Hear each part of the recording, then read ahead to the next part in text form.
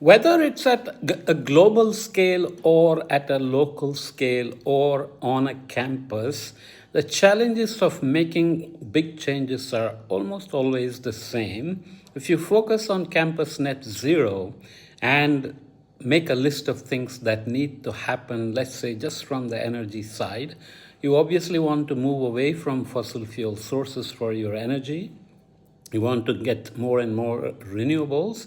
You want to make sure your grid is working very well without loss. So maybe you need to set up a microgrid for the campus, and you want to reduce energy demand, which will have ideas on shifting to efficient instruments, appliances, energy use, behavioral changes, and also use things like IoT, Internet of Things, where you connect various things together and make sure that everything is reducing the waste of energy.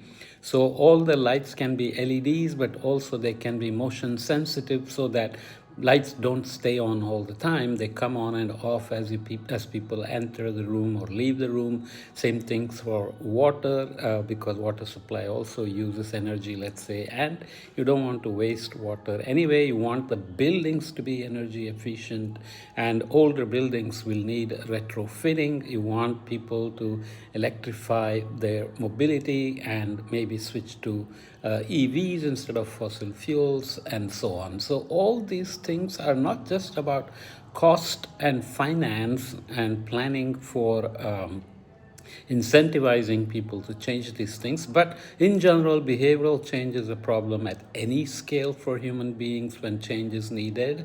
And you want also for costs to consider long-term benefits, which is also very difficult for human beings at any scale. If you invest something today, when will it pay off? So there is something called a discount rate, where quickly the value of what you spend today falls off. So if you want to make sure that your net zero plans go well, then you want to have metrics and track cost benefit analysis to convince everybody on campus and related funders, however you do it, that this is a worthy effort, that you will show with numbers why net zero and energy decarbonization is going to benefit the campus operations and academia, education, training, research, everything in the long run. And this has to add up to global scale, because global net zero is going to be addition of net zeros at all local scales, right?